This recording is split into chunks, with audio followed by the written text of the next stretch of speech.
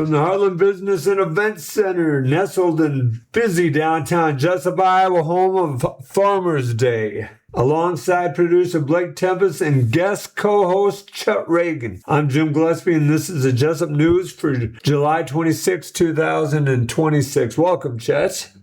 Thank you. Good to be here. Wore my best bowling shirt to represent. Well, that's all right. Dale and I wore a tie or anything, so don't worry. Some advice before we start the show. If your children start getting along with each other, be very suspicious. Also, check out the podcast, What Is Up, with our friend Bubba Seaman. On that podcast, they talk about everything with everyone. Nothing is off the table, discussing real life with real people. The good and the bad, the highs and the lows, and everything funny in between. It's an interesting yet entertaining podcast with real people talking about what is up. So, Chet, thanks for being on with us. You've been on at least twice with us. I think so. Yes. And this is the first time within a chair, like actually speaking. The other times I might have been singing or humming or playing guitar or something. So it's a pleasure here. Big shoes to fill. Talking about Dale. I did bring some notes in to be prepared. I don't know if I can be prepared of all things Jesup as Dale is. He is a cornucopia of knowledge, that's for sure, of all things Jesup. But I'll try to talk about what I know or don't know, and maybe leave a little caveat to things that I'm not too sure about. There you go. Dale is so remarkably well read.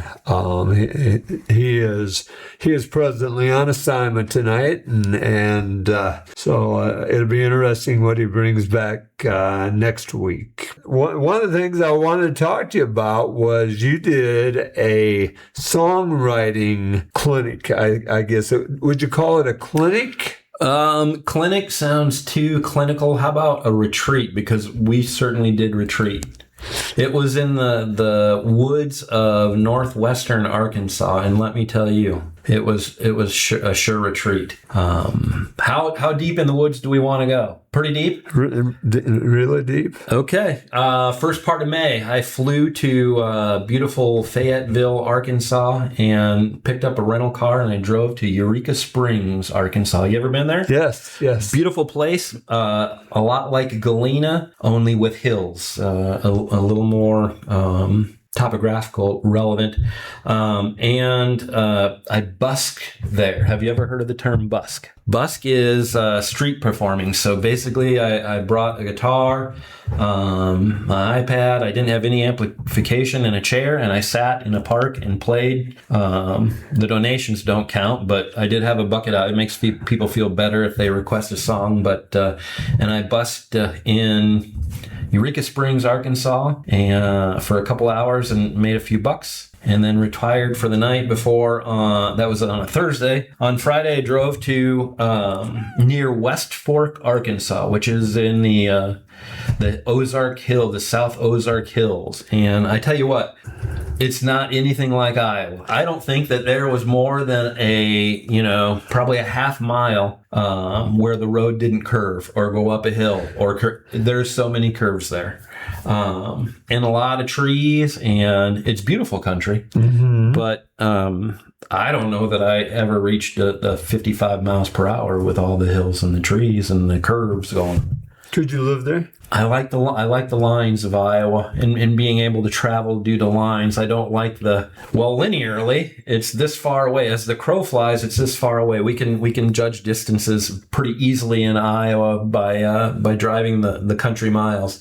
Yeah. But there's no country miles because the roads may take you around a project or around a set of woods or a valley that's too deep to build roads on or something like that. So the weather would be a little bit more cooperative, being a little bit further south. But I don't think I could live there. So what little town was your songwriting session or your retreat near? We were near West Fork, Arkansas. Okay. Probably like 10, 15 minutes from there. And how big's that? I have no clue. I've never heard of it prior to this. So actually in Fayetteville, Bentonville, that's the home base of Walmart stores. Walmart has done a lot of charity work in the Fayetteville, Bentonville area, and this is about 45 minutes to an hour south of that. Okay. That would be good. I like where we're at. We're far enough away from Waterloo and Cedar Rapids that we're a little isolated, but not that isolated. It's having lived in different places further away, it's convenient, but yeah, I think you nailed it right on the head. This is just about, we're in the Goldilocks zone from the big cities. Yes, we are. You're right, exactly. So you get to this retreat, you get down or up in the hills or down in the valley, and I did both on the drive in, and the road I went from a blacktop to a gravel road to a grass road that had been washed out by the spring rains, and GPS is telling me that this road is going to end, but it finally wraps around into a valley, and I see these very eclectic buildings around. Some of them look like they're handmade, and the name of the retreat center was called Wattle Hollow, and that's the name of that place on the map. It was in Wattle Hollow. And what these buildings, I mean, give me a generalization of what these buildings look like. There was a central retreat center that was like a octagon shape that had a kitchen coming off it, with like windows facing I think the south and the east. So when the sun is rising, you could do your yoga on the floor of the round room in the morning. And then spread out through the woods, there were different shacks put together, and I'm not saying shack in a derogatory comment, but that's what they were, including the place where I stayed was actually an adobe hut that they had, the owner had built by hand, and it was themed on the ocean, so there were lots of fish and different things that were made into the adobe hut. Now, I think I need to provide some context. Electricity, we had it. Plumbing did not exist. So, have you ever used a composting toilet? I've heard of them. I've never used one. And that's what I had the pleasure of using, a composting toilet there for the first time. In your opinion on those? Great idea. Don't know that I'd want to live the rest of my life composting. If I had to, I sure could. Basically, you when you use the facilities, anything that would come out as a solid gets covered with compost, and then that eventually turns into compost and fertilizer itself. Any liquid that you would can go anywhere because it's going to filter through the earth and be turned eventually back into water. So the tiny house market has used a lot of compost toilets that I've read. I've done a lot of research into those. I've always feared that there would be a lot of smell and aroma from one of those. There was less smell than the average porta potty after one day. There was hardly any smell at all. If you smelled anything, it was dirt-like, because everything, like as soon as you finish your business, you're covering it with compost. So any smells are trapped right in there. I was surprised at that. I expected it to be worse than what it was. Yeah. So you get there. How many other songwriters were there, Chet? There were about 10 other songwriters.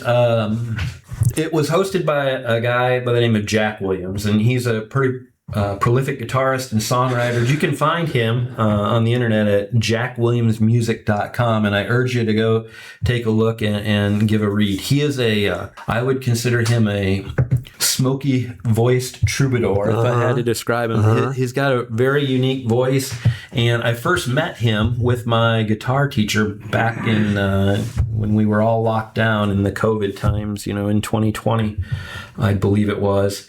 And he was doing a private concert at a house, and along with just doing some songcraft stuff. So we showed up, and this guy played a couple songs for us, and his guitar work was just amazing. Come to find out, he's a songwriter. He's written several great songs, and I think probably one of the key conversations took place early on, and the question was asked, are you here to write songs, or that you want to write, or are you here to write commercial songs? And that really caused me pause to think, well, there is a difference between the two. We hear commercial songs on the radio and on the top 40 of whatever genre we're listening to all the time. Singer-songwriter songs are usually a niche. There was no one there that was there for commercial purposes or writing a song that could potentially hit the charts. They were there to tell their perception of a story. And how long was this event before? I'm putting the cart before the horse here. How long was this retreat? It was Friday afternoon. We had 2 sessions on Saturday and a final session on Sunday morning. So it was a weekend, Friday afternoon through Sunday morning. So 4 sessions. How long was each session? 2 to 3 hours apiece. So did the same person teach all 4 sessions, or did they break it down? There was, besides Jack, there was another couple there. Their names elude me at this point in time, but their group name was called Still on the Hill, and they've been recognized in the Northwest Arkansas area as famous. They're pretty infamous bluegrassers in the area. So, and it's a husband and wife team. She's a vocalist and plays odd instruments, and he plays the mandolin guitar, and he'll sing along too. But they were also presenters and teachers of what we were there. If you get a chance, also Jack Williams is also on your Spotify, and everybody that I talk about who was there, the other artists, and there's 2 that I'd like to call out specifically. But if you get a chance to listen to Jack's music, I would urge you to do that. You shared that with me, Jack Williams. Right. Yeah. And he sings, there's one song that really stands out to me. He played it when we first met, and it's my favorite because it also has a science side of it. And if you didn't know, I'm a science teacher as my day job. And the name of the song is called Shoeboy's Son, and it's the ballad of George McJunkin. And you can never go wrong with a ballad that mentions somebody's name. And it's actually a true story about a slave's son who teaches himself to read or write. And he's a amateur paleontologist and self-taught astronomer. And in 1908, he made an amazing discovery in the desert Southwest that turned archaeology on its ear and kind of redefined it. But it happened after he had passed. But credit to him, he knew when he found it that it was significant. George McJunkin, if you get a chance, you can find him on Wikipedia and read his story. And I would, if you want to hear it in song, listen to the Shoeboy's Son, the ballad of George McJunkin by Jack Williams. I guarantee I will look that up. There's I've talked about a song on here. It's called Sputnik Monroe, and it's a ballad about an all-star wrestler that had, it was the first integrated sporting event in the South. So you get a chance to listen to, you find the song Sputnik Monroe. It's wonderful. I'll listen to that. And Jack hails from South Carolina, so he's got a drawl in his voice. I love that. He's a Southern gentleman, he sings about social constructs and different things of note, and about his growing up in the South and the different things that he encountered. So he's about next best thing to wonderful to be a person to teach us songwriting. And his section was less is more. And when you're writing a song, and know when to cut it. He tells a famous story of a song. He's been Tom Jones sang one of Jack Williams' song, and he also had one that John Denver was interested in. And John Denver's people approached Jack and said, "Well, you need to change this line here and give co-author rights to John Denver." And Jack Williams said, "Nope, not going to do it." Right. And as it turned out, many years later, Jack tells a story. He met John Denver's brother, and told him the story, and he said, "Good. John usually got what he wanted, but in this case, you were refusing to do that. He didn't get what he wanted." So he was not recorded by John Denver, but by Tom Jones and a few other people too. So, but he is a great storyteller through song. He's got a way with words, and he's a great guitarist. 10 people were there. 10 to people. Circle back around. Well, Chet, before we go on here, we're almost to our first out here, and I want to continue with this, but that's a good place to pause. Dale and I do a what is good, and Katie Belvin sends in a list of what is good every month, and I want to do her what is good before we continue with the interview, the second segment. Always time for goodness in this world. All right, there is. So this is from Katie Belvin's on Hopkins Avenue in Jesup, Iowa. Top 10 things of what is good. And she writes 20 every day. Some of them are very short, some of them are detailed. Number 10, iced coffee or Gatorade Zero on a warm day. Number 9, sun tea. Number 8, getting through a difficult time. Count your little victories one day at a time. Chris Knight reminds us of that. Yes, he does. Yes, he does. Number 7, watching your children grow and develop into the best versions of themselves they can be. For me, it's watching my nieces and nephews grow up and become amazing and so incredibly special. Every stage of their lives have been incredible and will continue to be. Number 6, a young child's laughter. Number 5, the moment when everything is quiet, you're lost in what you love and the distractions just melt away. Number 4, a night out on the town or an afternoon at the movie theater. Number 3, the beautiful color of purple. Number 2, Greek yogurt and fruit parfait for breakfast. So delicious. And number 1 for this week, I came across a following quote the other day. The most valuable thing you can offer another person is the feeling that they are seen, heard, and worthy of your time. I thought on it for a moment, as there are so many people that offer me the feeling that I am seen, heard, and worthy of their time. Blessed beyond measure to know many people who treat me with the deepest respect. So that is Katie's Miraculous Things for July 26, 2026. We're headed for a hard out here. I'm Jim Gillespie along with co-host Chet Reagan, guest co-host Chet Reagan, producer Blake Tempus. This is Steve Brown Arts Center Podcast Network. We'll be right back. The Steve Brown Arts Center Podcast Network. Make sure you check out the podcast with Bubba Seaman. What is up? Bubba's doing a nice job with that over there. He does his podcast a little different from ours, but you'll still enjoy that. 10 people were in the hills in the valley with you. And there were banjos there too. So there were 10 people in the middle of nowhere in the Arkansas woods with a banjo. But it ends in a better fashion than Deliverance. I think that was Louisiana anyway. 10 people from all walks of life, retirees. We didn't have. I might have been the youngest one there at 55. How'd you learn about this? I went to that home concert where Jack Williams was in Des Moines. Yeah. I asked to be added to the list, and I was going to go 1 year, and I couldn't get the time away, and they just kept emailing me, and in March it came out, and I decided I've written a few songs, and I wanted to see what it was about.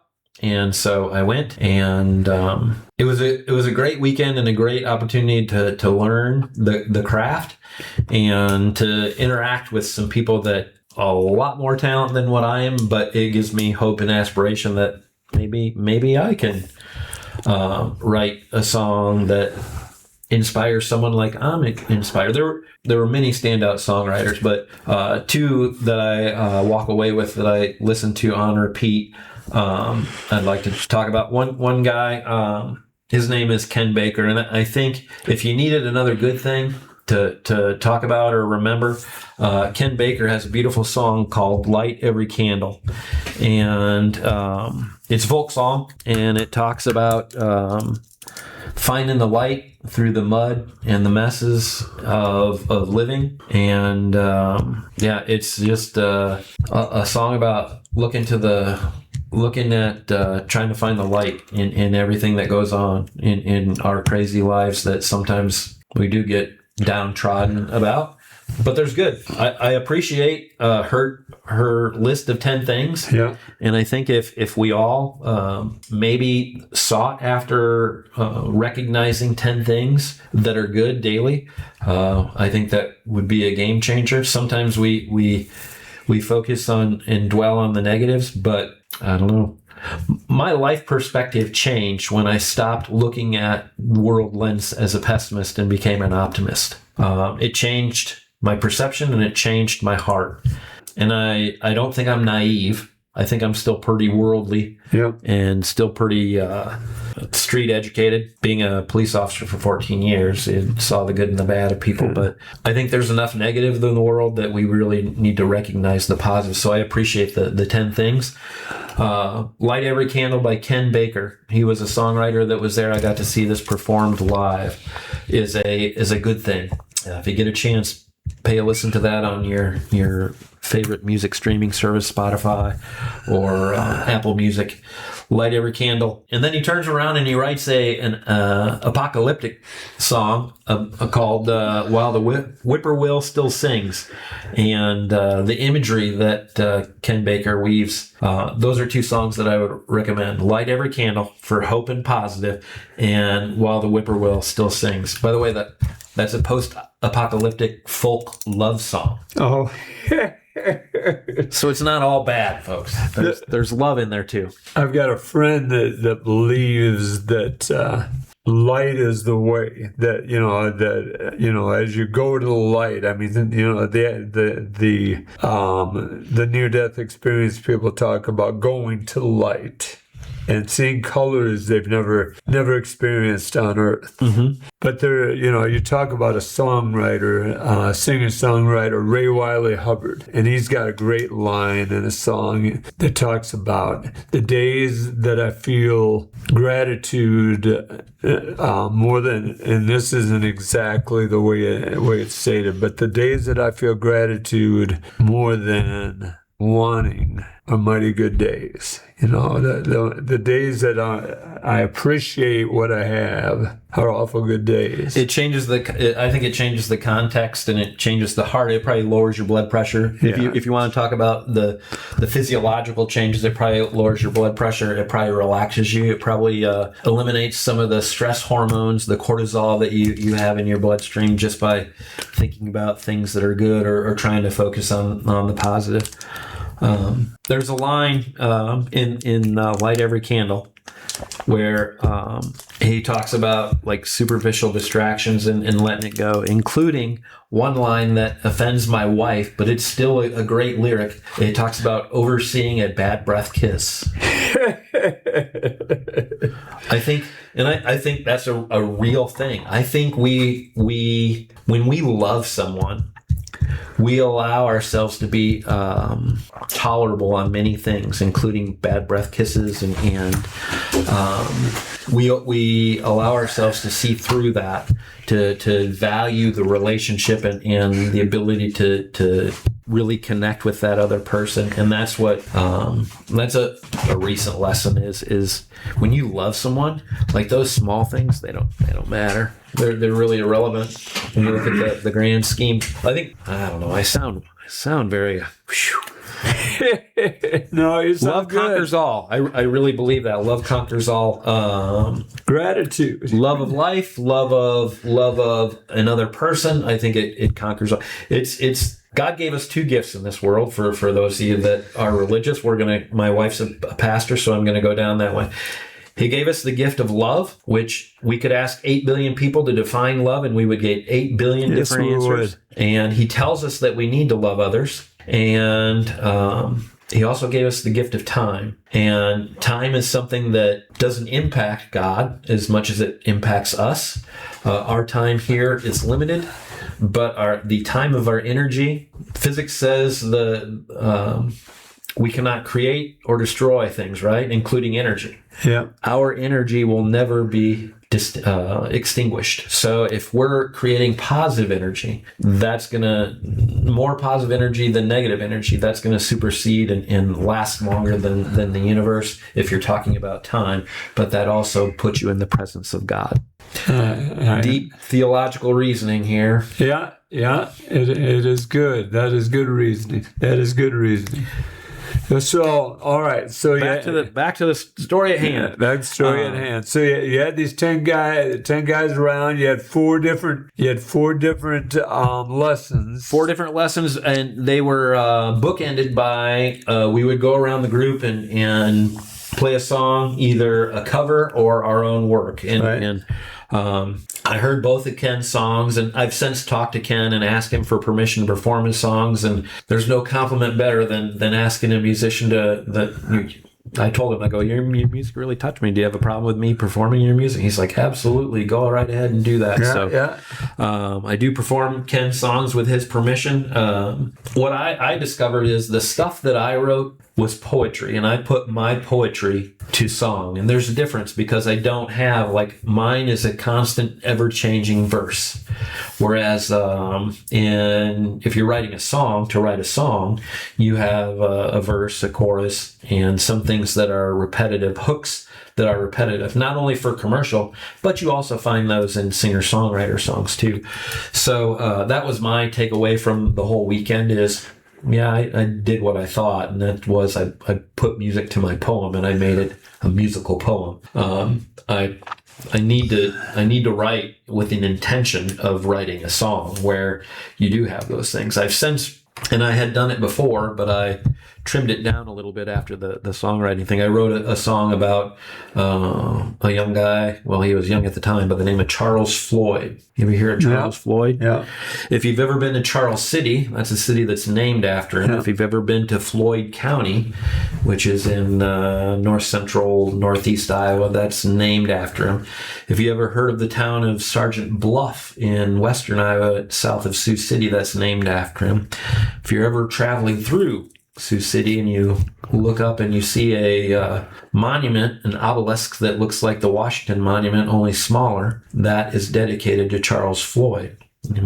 Some people might be saying, well, Chet, who's Charles Floyd? There you go. So tell the listeners. Charles Floyd was a private to begin with, but he was promoted after death or as he was dying on the Lewis and Clark's Esprit de Corps when they went on their discovery journey after the Louisiana Purchase. And he was the sole fatality, the great journey of discovery. The story is that they had just settled with a tribe out on the Missouri River near Sioux City.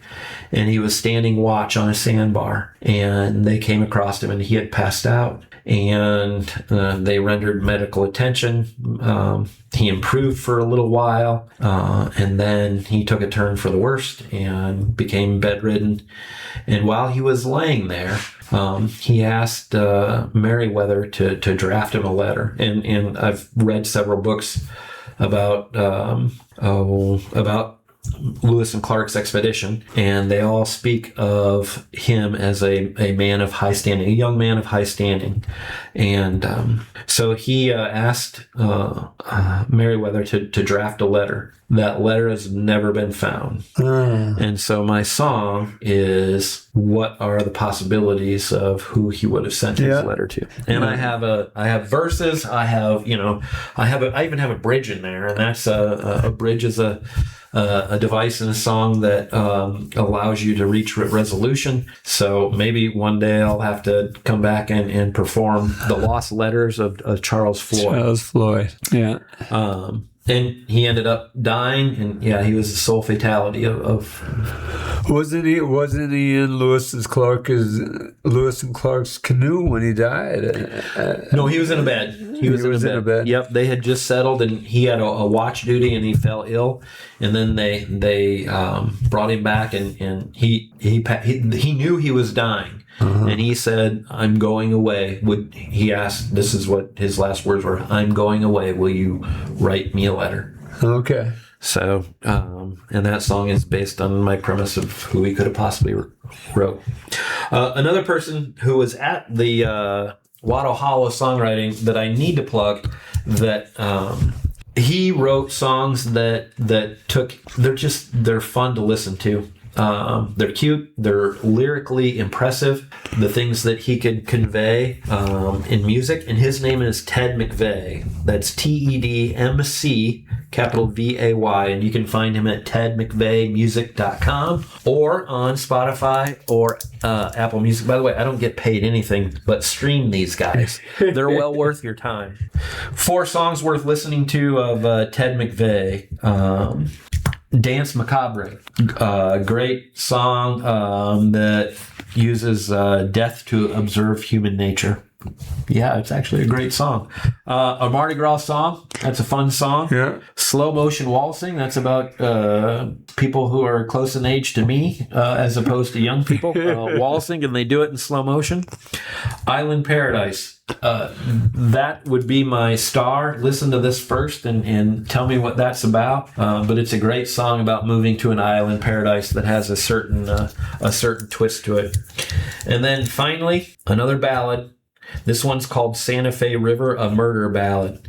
It's a dark, immersive storytelling of failed relationship, and there's a lot of cheating songs in the world. Oh, there are. Yeah, there are. And Santa Fe River is a murder ballad about it's a cheating song. So, but it's an interesting way to tell the story. So, Ted McVeigh performed a couple of these. I think Mardi Gras song and Island Paradise when we were there. So it was a great opportunity at this songwriting retreat to learn that less is more. We also, the other couple who were presenters, we took a poem by Henry Wadsworth Longfellow or something like that, and we drew a line out of it, and we wrote maybe a verse or a chorus attached to a song. And the point with that is when you borrow from like classical literature like that, you're not stealing as long as you're not directly quoting. Okay, yeah. You're using artistic license to put a wrinkle to something that's been said before. So to that one line. To the one line. Yep.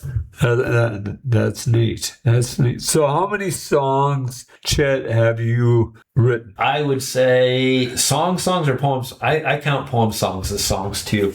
I had 2 poems that I put to music, both of them written in the early 1990s that I published on a website that I remember that I had, a blogging when blogging was cool. Yeah. And I put them to song, but there's apps that allow you to they will assist you in writing a song if you have an idea. Some people are mixed emotion, but you can use your own lyrics and plug them in if you're not an instrumentalist, and if you can create like a verse and a chorus and plug in your lyrics, it'll provide the music for you. Really? You would just need to describe like what genre, what tempo. You can get as specific or as generic with it as you want. You can even put in an idea for a song, come up with it, and some are good, some are bad, but it's a great way to get the ideas flowing. Suno is the name of the songwriting app that I use. What is it? Suno, S-U-N-O.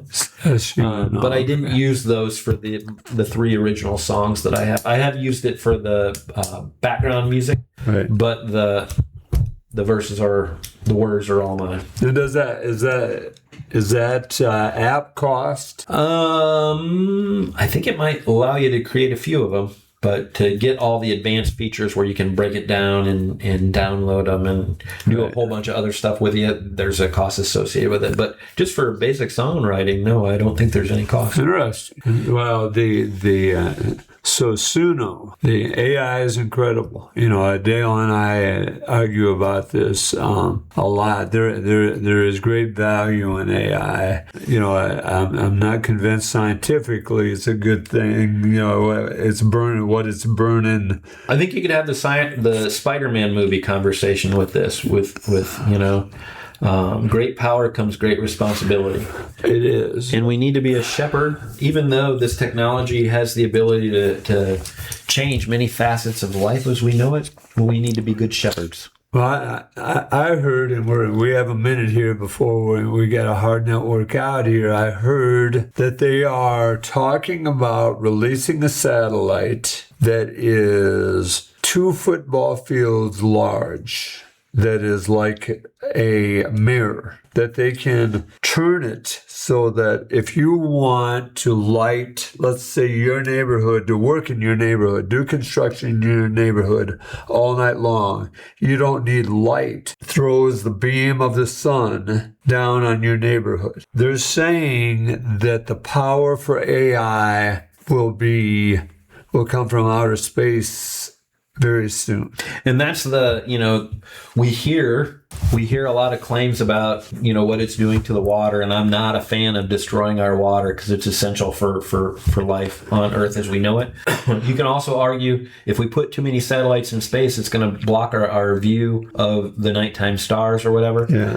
But if we're concerned about water to cool these things, and if we moved satellites that had the ability to take solar power and then broadcast and cool themselves in space, because in space there's no, it's in a vacuum. The ability to cool it would be actually relatively easy. Right. And we already beam signals down here in terms of satellite television feeds and cell phones and everything. Maybe we're smart in building them, but we're not so smart building them on Earth. Maybe we need to go outside our atmosphere. With that point, we need to take a break here. This is Steve Brown Arts Center Podcast Network. We'll be right back. This is Steve Brown Arts Center Podcast Network. I'm Jim Gillespie with guest co-host Chet Reagan and producer Blake Tempus. And we're coming to you from the Heartland Business and Event Center in downtown Jesup, Iowa.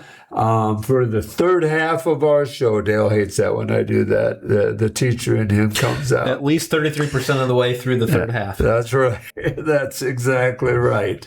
Some of the events the Steve Brown Arts Center has going on. Don't forget, check out the new mural in Independence, located on the old Harding Drug. It's beautiful. Make sure you look in the Jesup Public Library. We sponsor an artist in there. Madison from The Farmer's Wife is displaying her art until the end of August in there. Jennifer Kemp's has an exhibition at M's Coffee over in Independence. Nick Thomas is showing his art at Gedney's Coffee House and Bakery. And just recently on the farm of Sandy and Gary Acuff, we put up 2 of Nick Thomas's pieces on their barn. And if you get a chance, it's on the Littleton Road. It's about a mile outside of Littleton on the north side of the road. And Nick has been incredibly kind to the Steve Brown Arts Center, as are the Acuffs kind enough to allow us to put his art on their barn. So you get a chance to see that. Remember, we have the 24-hour Mustang camera sponsored by Joe's Pizza in Independence. I would get on that if I were you. Just check out beautiful downtown Independence. We also have the Hawk camera in Manchester outside of Joe's Pizza in Manchester. So you get a chance, check that out. The last thing we have going this summer is the Wandering Table. The Wandering Table will be somewhere near you before the end of the summer, so you get a chance to stop by it when you see it. I was very fortunate to teach in Jesup for 35 years, and there was a group of students from the Littleton Johnsonville area. And when I learned that Littleton and Johnsonville was on the Wapsipinicon River, I always had people to talk fishing with, Chet. It was wonderful. Oh, I know it. There's a Chris Miller from the Amish community gave my dad a recipe for dough ball, which was just awesome on carp, and it was unbelievable. The carp that we used to pull out below the dam, and then we'd take them and slow smoke them. And you might think, oh my gosh, carp, that's so gross, but a smoked carp. That's not half bad. No, it's not. One of those fellows that I met is Niall McMartin. Niall's been on our podcast before, and he had a son, Mark McMartin. And Mark McMartin wrote about Billy D. Wall, the Northern King from Littleton. And I knew Billy toward the end of his life. And everybody talked about Billy was the best northern fisherman. And I told Niall that I would read the story of the Northern King on the podcast. So Niall, if you're listening, thanks for delivering this to me the other day. Sorry we didn't get a longer chance to talk. I had food on the oven, so I didn't want to burn the house down. But this is the story of the Northern King. I knew Billy for probably 30 plus years. After my short story, I hope you all know a little more about Billy and understand why we called him the Northern King. It is impossible to put 30 plus years or 4 or 5 pages, but I will try.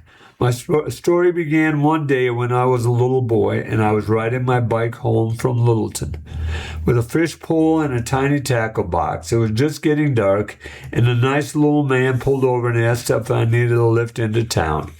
He put my bike in the trunk and took me into town. I can't remember if he told me his name, but of course as a kid I had been in the Littleton Dam several times with my dad. I never really thought of it till now, but I think he knew who I was. Over the next few years, there were a couple more rides back to town, and I would see Billy here and there.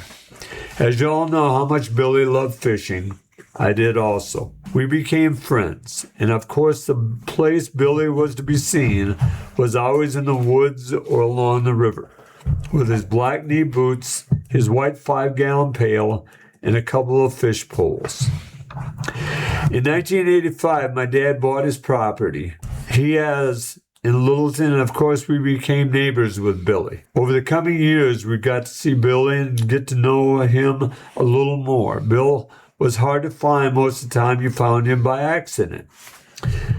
I remember several times it would be getting dark and you could look across the river down the street. You could just make out the white 5-gallon pail and you knew Billy had finally given up for the day. The next few years I would see Billy periodically, maybe at his house or maybe down by the river. Sometimes I'd see him at the Littleton Cafe or the Littleton Tap, and I always sat down and had a beer with him. He would ask me if I was getting any pikes. Sometimes I was, sometimes I wasn't. When we weren't getting any, Billy just said, "Don't worry, they will be back around." We would talk about what we were using for pike. I liked my lures and Billy liked his live bait, but he did have a few lures he tossed around also. As years kept passing so fast as they do, I remember one time at the dam, I was getting a few pike. I was actually loading my gear up in the back of my truck when Billy and Don Zing came pulling up in Don's pickup. I had a couple nice pike in the back of my truck, so we had a beer and talked about fishing. They asked if I was having pike for supper. I said, no, all I do is pickle them because I can't get those nasty Y bones out of them. Billy said, if you got a knife, I bet Don would show you. I said, I got a knife and a 6-pack of beer if you got some time. So Don showed me how to get the bones out, and the beer was gone, and away we all went. Of course, the years kept rolling by, and I see Billy here and there, or hear a story of how he got a big pike, catfish, or a big walleye. Just a few years ago, my youngest boy would see those big pike head nailed to Billy's garage, and he started to gain a lot of interest in catching pike. When he caught his first pike down at my dad's place, about 4 or 5 pounds, he said I wanted to be like Billy. I told him Billy is a Northern King, and I told him most of this long story. Billy and I, over the years, had called each other the King, but I know for sure there was only one King, and it was Billy. The next few years, Billy's age was slowly catching up to him. I don't think he got to venture out as far as he once did. In the spring, he would come walking up to Dad's driveway and ask Dad if it was okay to go down mushroom hunting and fishing. Of course, the answer was always yes. A few more years passed, and one day, Billy came walking up Dad's driveway with a gun case. He took the gun out and said to my dad, "I want you to have my old deer gun. I can't really hunt anymore, and you've always let me fish and hunt here. I want you to have it." A couple years later, my oldest boy got his first deer with that gun. We finally seen Billy one day and told him that, and it was like his eyes got bright with life again. From then on, whenever we got some nice pike, we always made it a point to find Billy and show him. I think he was really happy to see the young boy after those pike. One day, me and my boy had a couple nice 8 and 9 pound pike. Billy was in his yard, so we stopped to show him. We showed him the lures we used, and I think we even gave him one. I said, "Well, Billy, we got to get going." He said, "Hold on, I got something I want to give your boy." He came out of the house with an old 20 gauge Savage shotgun and said to my boy, "I want you to have this," and shook his hand. A couple years later ago, my boy got a real nice 15.5 pound pike. That's a nice one, Chet. Mm-hmm. We thought Billy would love to see it, so we stopped down to Bob Rideout's, where Billy stopped a lot but wasn't there. So we sent a picture down to Bob's for Billy to see. The following summer, when we got the mount back from the taxidermist, the first stop was Bob's place, and Billy was there this time. He struggled to get out of his chair and shuffled his feet, but how he perked up when my boy showed him the mount. I said to Billy, "You know that this means, don't you?" He said, "What?" I said, "It means there's a new Northern King." Billy said, "That's okay. We need a new king." I remember several times out back at Dad's place on the Little Wapsie, we would run into Billy fishing back there. We would say hi, then move away a bit and start fishing. A couple of minutes later, I would look over there and he would be gone. No noise or nothing, just gone. My boy said, "How does he do that? It's like a ghost or an Indian." I said, "I don't know, but I know one thing. He's the Northern King." My boy said, "That's for sure." I've tried to put 30 plus years of knowing Billy into these few pages. One thing me and my boys will always know is we are very proud to know the Northern King. Every time we do something outdoors, whether it's hunting or fishing, we will remember the Northern King. I personally will remember the super nice, polite man who never said a bad word about anyone. The good neighbor who always tried to give me and my boys money because my dad wouldn't accept it for mowing his lawn. And I in the story, for those of you who didn't see Billy a lot, I hope you truly understand how good and how unique and special he was. Every time we catch a pike, whether it's 18 inches or 18 pounds, we will remember the Northern King, Billy D. Wall. Thanks, Niall McMartin, for sharing that with us. That was written by Niall's son, Mark. So, what's the biggest fish you ever caught, Chet?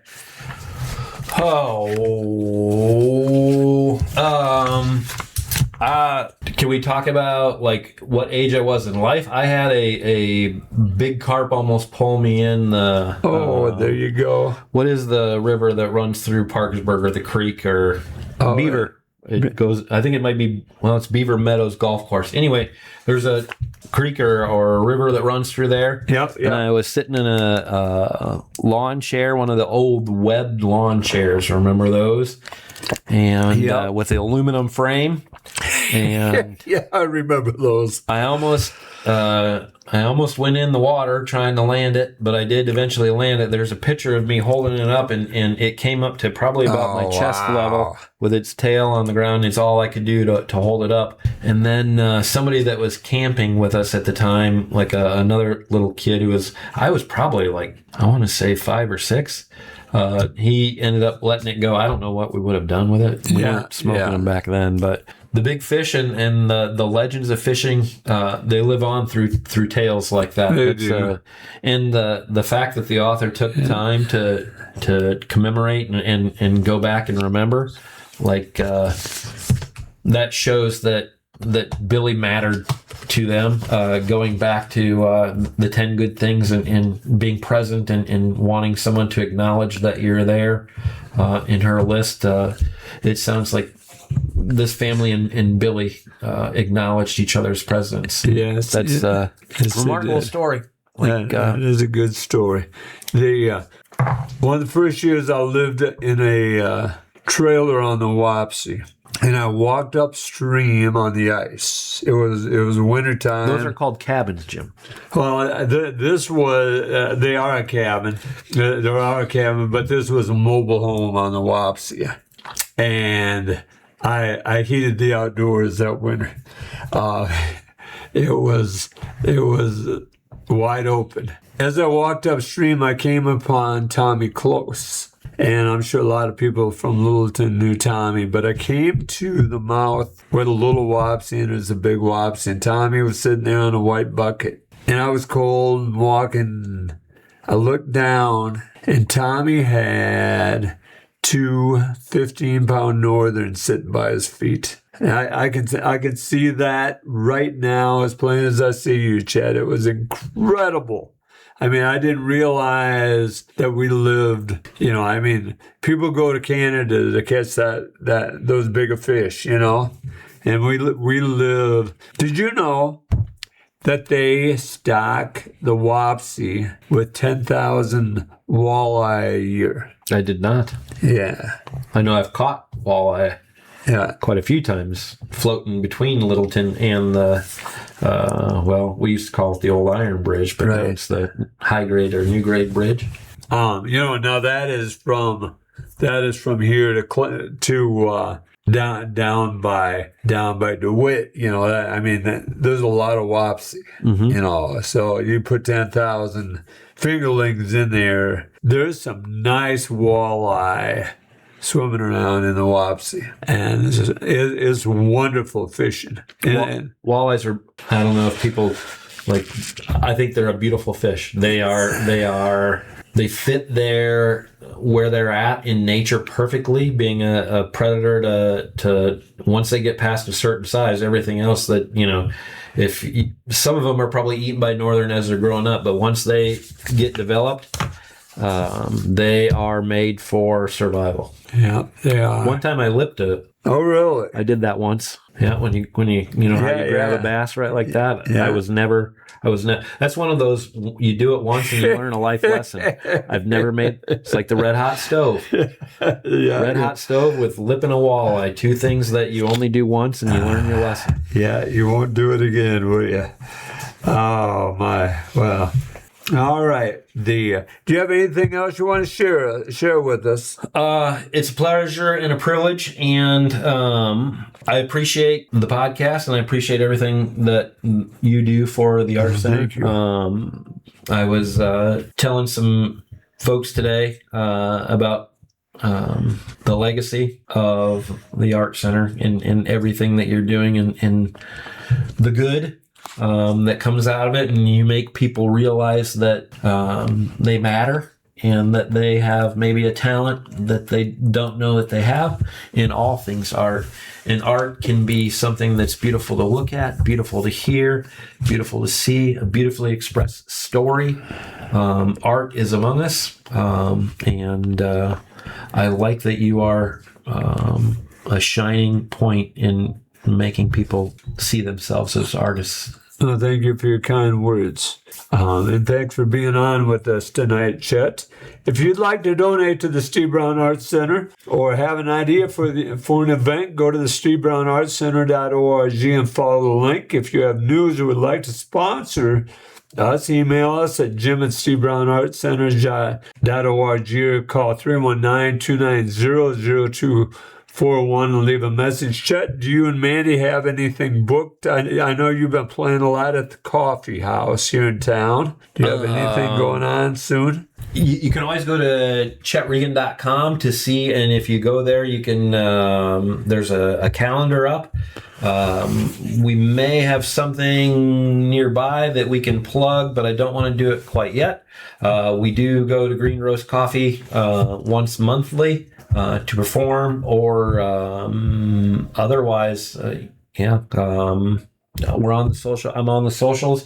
We're doing some stuff in Des Moines. The Chicken Jacket Band. We're gonna have 2/3 or a half, if you will, of the Chicken Jacket Band that will have performed for Ragbri by the time this airs. That maybe people will have the ability to hear that in front of Green Roast by the time this is out. But we're performing at farmers markets and whatnot in the Des Moines area, and we'll also be around. We're around here too. So.